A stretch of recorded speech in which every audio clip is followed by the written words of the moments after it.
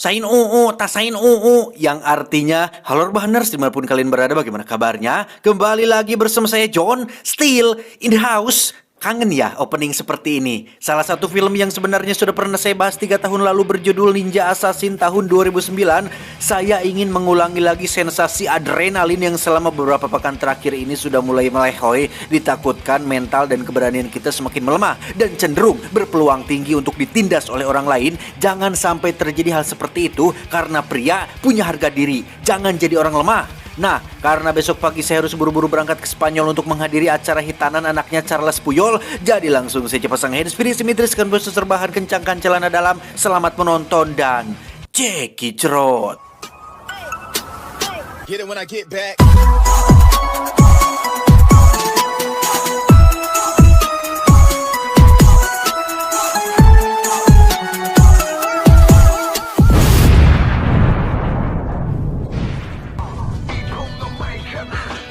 Cerita diawali dengan memperlihatkan kelompok Yakuza sedang berkumpul di sebuah bar di Jepang, di mana sang bos kebetulan sedang dibuatkan tato oleh kakek pembuat tato yang metode pembuatannya masih menggunakan cara tradisional, sehingga hal itu membuat si bos kesakitan dan memarahi si kakek berkali-kali. Did you just say, old man? No, you didn't just disrespect me, did you? Tak lama salah satu anak buahnya pun membawa sebuah amplop berisi pasir hitam, yang hal itu langsung membuat si kakek ketakutan karena 1 tahun yang lalu dia mengalami hal yang persis sama seperti ini. Ada amplop berisi pasir hitam dan anggota Yakuza yang tertawa persis seperti yang mereka lakukan sekarang. Apa yang si kakek takutkan bukanlah amplopnya, tetapi apa yang akan muncul selanjutnya, yaitu ninja. Yang hal tersebut membuat mereka malah semakin membuat para Yakuza ini terbawa terbahak-bahak dan...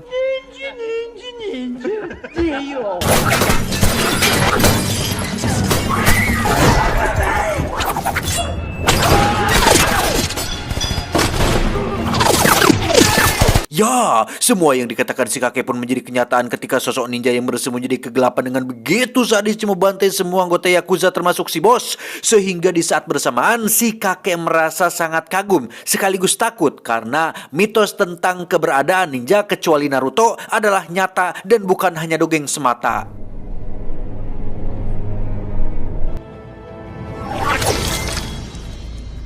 Dan kisah dimulai pada bertahun-tahun silam, tepat di sebuah perguruan ninja, atau lebih tepatnya markas sebuah organisasi ninja pembunuh bernama Klan Ozunu yang dipimpin oleh seorang master ninja bernama Guru Ozunu. Ini bebenguknya, selama berpuluh-puluh tahun kelompok ini telah melakukan berbagai tindak kriminal dan kejahatan manusia. Salah satunya adalah menculik anak-anak kecil untuk dijadikan murid dan calon para pembunuh masa depan. Yang dari sekian banyak anak yang diculik, ada satu anak yang baru datang bernama Raizo yang merupakan tokoh utama kita semua.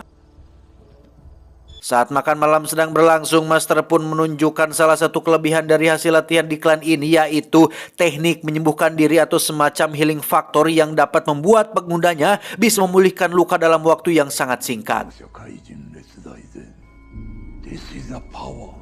Cara mendidik Master sangat-sangatlah kejam dan tidak berperasaan, terutama kepada Raizo yang mendapat perhatian khusus dibandingkan murid yang lain. Entah apa alasannya, tetapi yang dimaksud dengan perhatian lebih di sini bukanlah sesuatu yang menyenangkan, karena siksaan dan hukuman yang didapatkan Raizo jauh lebih keras dan jauh lebih menyakitkan dibanding dengan anak-anak yang lain. Sebagai contoh, Raizo mendapat pelatihan khusus untuk bisa berjalan di atas lantai tanpa menghasilkan suara rereketan atau harus bisa bergerak dalam kesenyapan dan kesunyian. Yang karena Raizo masih kecil dan belum bisa mengendalikan tubuhnya, ia pun berkali-kali melakukan kesalahan hingga sang guru harus memukul telapak kakinya sampai berdarah-darah.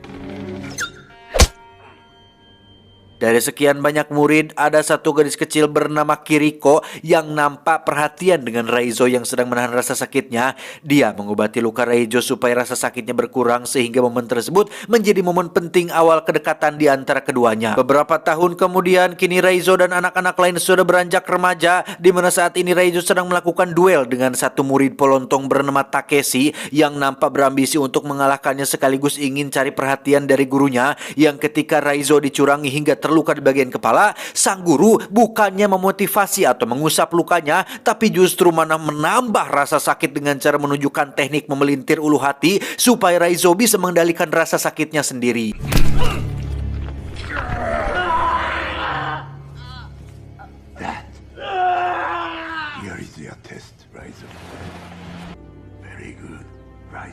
Tahun berikutnya, Raizo kembali menjadi satu-satunya murid yang mendapat pelatihan khusus, yaitu mempertajam panca indera dengan cara menutup matanya selama 1 tahun penuh, sehingga dari sekian banyak murid, hanya Raizo lah yang berhasil mencapai tingkatan tertentu dalam dunia ninja, yang hal itu dibuktikan ketika dia berhasil mengalahkan si Takeshi dengan mata tertutup.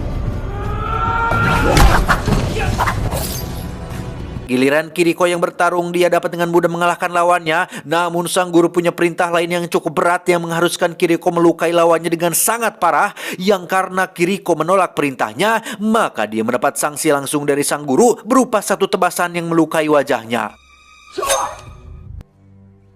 Tak hanya itu, Kiriko mendapat sanksi lain berupa kurungan selama 1 bulan, di mana Raizo yang merasa hutang budi pun berinisiatif membantunya bertahan hidup dengan cara memberikannya air minum melalui sebuah sedotan kecil. Beberapa waktu berlalu, Kiriko yang sudah tidak tahan pun nekat kabur sendirian, di mana Raizo yang memergoki hal itu pun sempat melarangnya.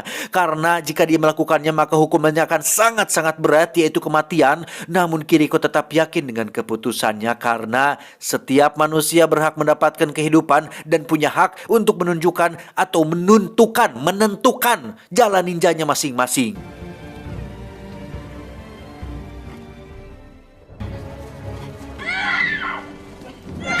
Dan ya, apa yang Raizo khawatirkan pun terjadi. Kiriko berhasil ditangkap dan akan mendapatkan hukuman berupa tusukan langsung di jantungnya, yang kesempatan ini diberikan kepada si murid polontong yaitu Takeshi, sehingga Raizo yang menyaksikannya pun semakin muak, marah, dan dendam kepada para ninja yang bukan dari Konoha ini.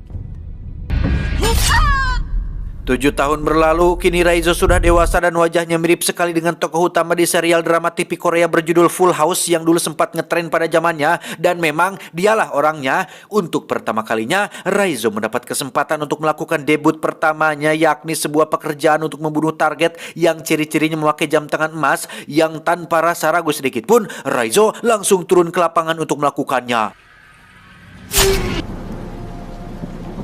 Sukses menuntaskan pekerjaan pertamanya, Raizo diminta untuk melakukan satu tugas lagi untuk membuktikan bahwa dia adalah seorang Ozuno sejati, yaitu membunuh seorang murid wanita yang mencoba kabur persis seperti yang pernah dilakukan Kiriko, sehingga ketika kenangan pahit itu tersuat lagi, maka amarah dalam diri Raizo pun seketika muncul dan...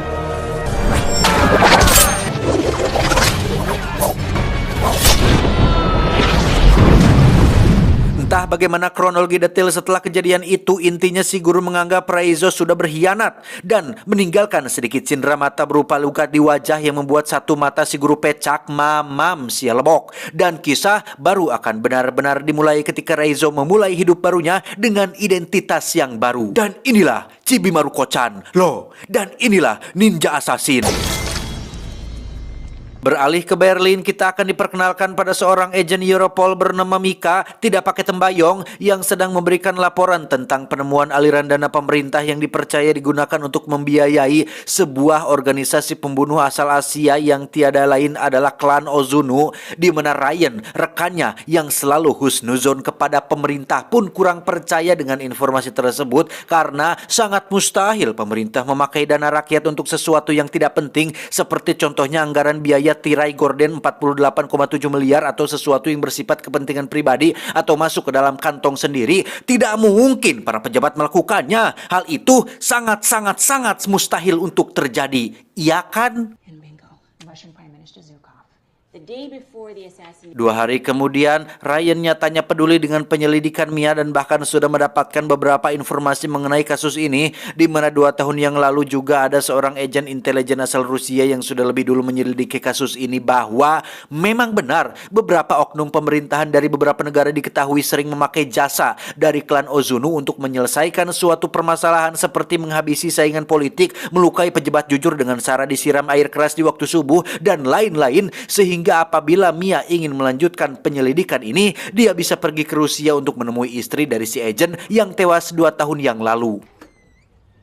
I'm Mika Kuretti with Europol. Tanpa buang waktu, Mika langsung menemui istri dari mendiang si agent, di mana sang istri menjelaskan bahwa 1 tahun setelah suaminya melakukan penyelidikan terhadap kasus ini, ia menjadi seseorang yang borangan alias parnoan. Saking parnonya, dia sampai memasang banyak sekali lampu sorot dan kamera CCTV seolah takut dengan sesuatu yang ada di balik kegelapan. Dan benar saja, pada malam kematiannya, semua lampu tiba-tiba padam, namun kamera CCTV masih aktif dan berhasil merekam sedikit dari apa yang terjadi pada malam itu. Saat Mika periksa, ternyata ada wajah Reizo yang sedang bertarung dengan sesuatu yang tidak tertangkap kamera. Entah dia pelakunya atau sedang bertarung dengan si pelaku. Namun Mika percaya bahwa Reizo adalah kunci untuk mengungkap kasus ini. Aku mah masih pemula. Ajarin dong, sepuh, ajarin dong, masih pemula. Kembali ke Reizo dengan kehidupan barunya di kota, dia kebetulan sedang berada di tempat cuci pakaian tepat saat ada seorang wanita Jepang meminta pertolongannya. Yang berkat latihan selama bertahun-tahun, Reizo memiliki insting yang sangat-sangat tajam hingga dapat menyadari jika wanita yang ada di depannya saat ini adalah seorang ninja yang diutus untuk membunuhnya, sehingga Reizo sendiri tinggal di sebuah apartemen biasa. Setiap kali dia pulang dari luar, Reizo pasti selalu memeriksa barang-barang pribadinya untuk memastikan tidak ada orang yang masuk ke tempat tinggalnya. Dan saatnya jadwal latihan, Reizo sesekali teringat dengan perkataan sang guru mengenai cara hidup seorang ninja, bahwa rasa sakit adalah kelemahan dan satu-satunya cara untuk mengatasinya adalah mengendalikan rasa sakit itu sendiri.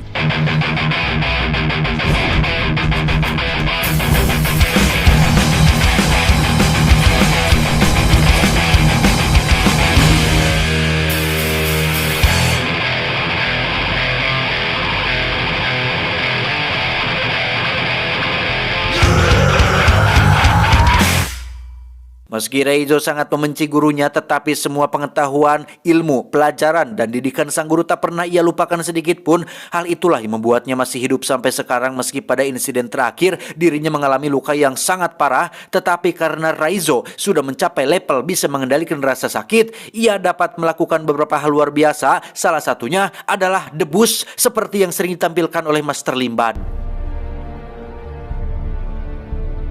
Tak hanya itu, Reizo memiliki senjata favorit yang disebut dengan kusarigama atau sejenis senjata yang terdiri dari rantai dan pisau tajam kecil. Akan sangat bahaya sekali apabila digunakan oleh orang yang tidak profesional, tetapi di tangan para sepuh, suhu, senior, spesialis, dan ahlinya, kusarigama adalah senjata yang sangat mematikan.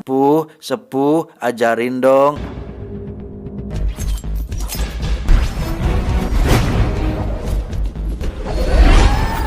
Reizo sebenarnya punya banyak kesempatan untuk pergi sejauh mungkin atau bersembunyi di tempat aman yang terpencil dibandingkan berada di kota dan tempat terbuka seperti ini. Tetapi bayangan akan rasa sakit hati kehilangan Kiriko masih membekas di ingatannya. Setelah diculik dari keluarganya, hanya Kiriko lah harapan Reizo untuk memiliki seseorang yang tulus peduli terhadapnya. Tetapi sang guru malah membunuhnya begitu saja, sehingga sekarang saat ini tujuan Reizo adalah untuk membalas dendam kepada si guru dan klannya dengan cara bekerja sama dengan Mika yang kebetulan sedang menyelidiki tentang klan Ozunu. Kembali ke Mika yang sedang berada di kantornya, dia kedatangan seorang utusan dari pemerintahan yang rupanya atau nampaknya mulai mencurigai tentang penyelidikan yang dilakukannya, sehingga Mika segera menemui Ryan untuk memberitahunya bahwa kecurigaan mereka berdua selama ini kemungkinan adalah benar, karena tidak mungkin pemerintah sampai mengutus seseorang untuk menemuinya hanya untuk memastikan penyelidikan ini. Sehingga Ryan yang mulai khawatir dengan keselamatan Mika pun menyuruhnya untuk segera tinggalkan kota ini dan pergi cari tempat aman untuk sementara waktu. Tiba di komplek rumahnya, Mika diberitahu tetangga tentang pemadaman listrik yang terjadi secara tiba-tiba, sehingga Mika menjadi sangat khawatir karena dari hasil penyelidikannya, ciri-ciri awal kemunculan para ninja pembunuh pasti selalu ditandai dengan lumpuhnya pencahayaan yang ketika sudah masuk ke dalam kamar, alangkah terkejutnya Mika saat menemukan sebuah amplop berisi pasir hitam dan tiba-tiba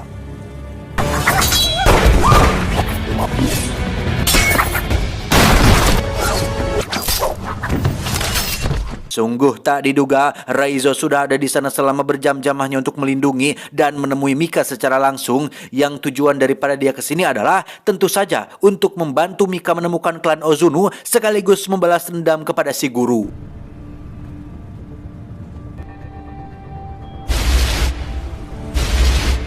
Mereka berdua pun berhenti di swalaya untuk merubah penampilan demi untuk mengurangi resiko ketahuan, di mana Mika yang belegug pun malah menghubungi Ryan untuk memberitahunya bahwa saat ini dia bersama dengan Raizo, sehingga Ryan segera memberikan lokasi tempat untuk mereka bisa bertemu. on our side, Ryan. He wants Azunu, but he needs... Tiba di lokasi pertemuan, Raizo yang memiliki insting kuat pun bisa langsung menyadari niat Ryan yang ingin menangkapnya dan...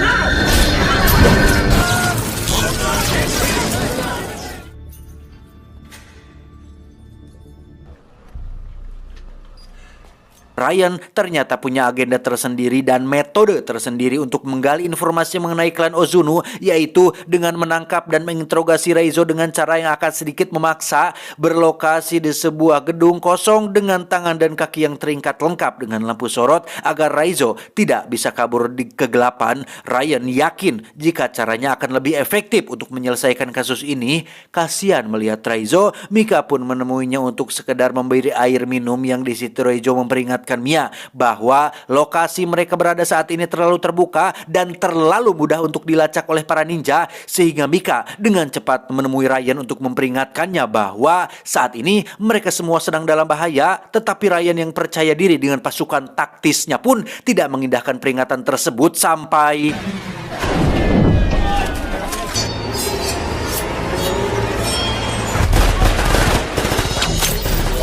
Ketika para ninja sedang sibuk membantai pasukan taktis, Mika sendiri terlihat sedang melepaskan ikatan Raizo tepat saat satu ninja sudah keburu masuk ke dalam sana dan... Ryan yang di awal PDD meremehkan para ninja pun kini bisa nyumput menyaksikan satu persatu anggotanya dibunuh. Raizo menyuruh Mika untuk pergi duluan ke mobil, sementara dirinya akan menghadapi semua ninja hanya seorang diri. Little brother.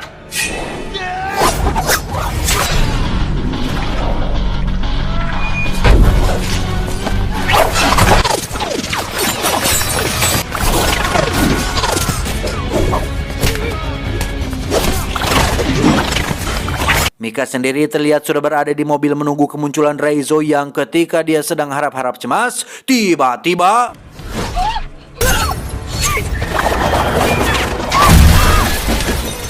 Kembali ke Raizo yang masih bertarung di dalam gedung, yang meski dia punya kemampuan di atas rata-rata, tetapi jika diprak-pak terus-menerus, lama-lama kelelahan juga, sehingga Raizo memilih tempat lain yang lebih terbuka untuk melanjutkan pertarungan ini.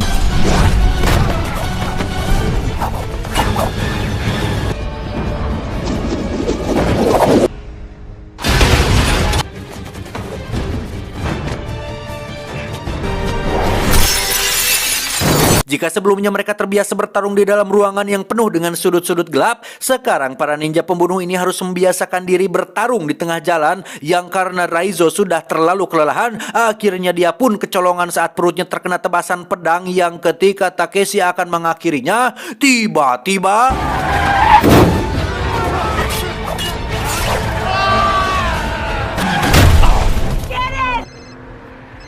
Ryan berhasil selamat dengan hanya menyisakan sedikit dari anak buahnya, sementara Mika membawa Raizo yang terluka ke kamar hotel, yang di situ Mika dan Ryan sepakat untuk akan sengaja membiarkan Raizo ditangkap oleh para ninja, tapi tentu saja ada rencana di balik itu, yakni memasukkan alat pelacak ke dalam tubuh Raizo supaya mereka bisa mengetahui di mana markas klan Ozunu berada.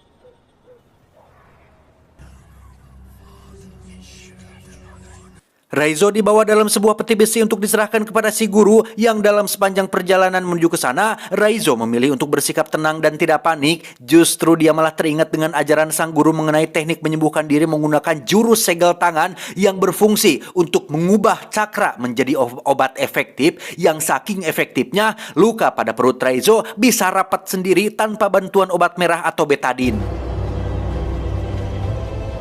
Tiba di markas, Raizo langsung menghadap sang guru yang kini sudah pecak. Beliau teramat sangat kecewa terhadap tindakan Raizo yang memilih untuk berkhianat.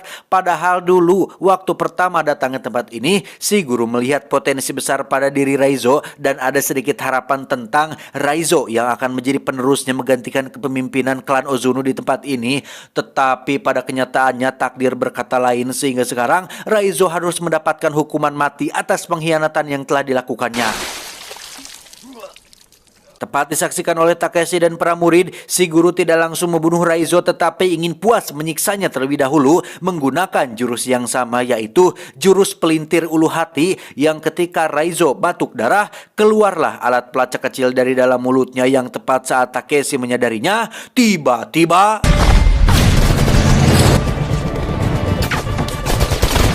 meski para ninja ini bisa muncul dan hilang dalam kegelapan, tetapi ketika dihadapkan dengan pasukan militer senjata berat, tetap saja mereka kewalahan dan tak bisa menghindar dari peluru yang ditembakkan. Sementara itu, Raizo yang ikatannya sudah dilepas pun memilih untuk masuk sendirian mencari Takeshi dan si guru untuk membalas dendam atas Kiriko. Dengan modal dua bilah pedang di tangan, Raizo harus menghadapi Takeshi dan 4 anak buahnya yang momen ini benar-benar beradrenalin karena pertarungan dilakukan dalam jarak dekat dengan senjata yang berseliweran di mana-mana.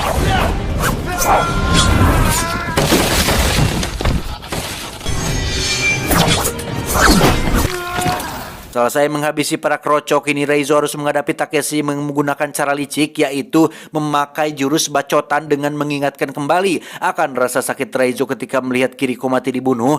Takeshi sudah salah besar mengingatkan momen tersebut karena justru malah memancing amarah dan kebrutalan Raizo yang malah balik membuat Takeshi menjadi ketar-ketir dibuatnya.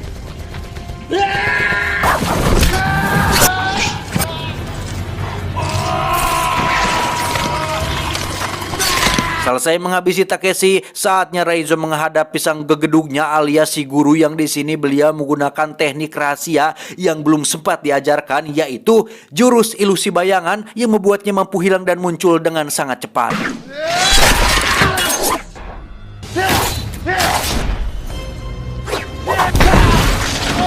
Raizo diserang secara bertubi-tubi berdarah-darah, benar-benar dihajar habis-habisan oleh si guru yang bergerak sangat terlalu cepat, yang meski Raizo sudah berusaha maksimal, dia tidak punya peluang untuk menang melawan jurus tingkat tinggi yang dimiliki oleh gurunya.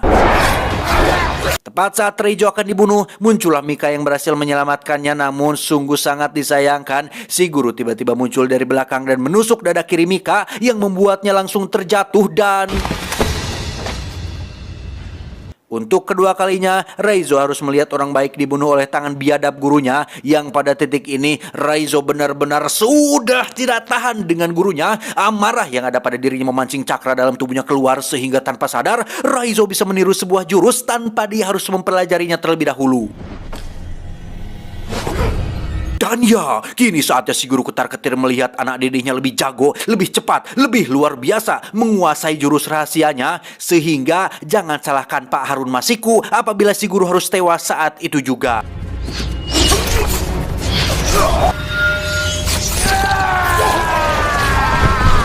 Di luar dugaan, Mika ternyata masih hidup berkat cacat lahir yang dialaminya, yakni posisi jantungnya yang berada di sebelah kanan. Setelah semua selesai, kini sudah waktunya Raizo pensiun dari dunia ninja dan saatnya masuk ke dunia K-pop untuk membintangi beberapa serial drama Korea demi menghibur para K-popers yang ada di dunia.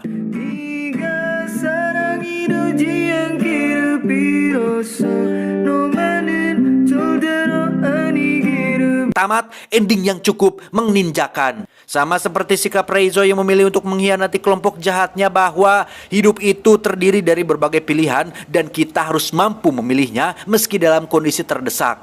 Ingat, hanya ada 2 pilihan untuk memenangkan kehidupan, yaitu keberanian dan keikhlasan. Jika tidak berani, ikhlaslah menerimanya. Jika tidak ikhlas, beranilah mengubahnya. Saya John, mewakili jajaran direksi yang bertugas, mengucapkan terima kasih dan sampai jumpa di video selanjutnya. Adios, sempak basah Orochimaru. Cuau, cuau, cuau.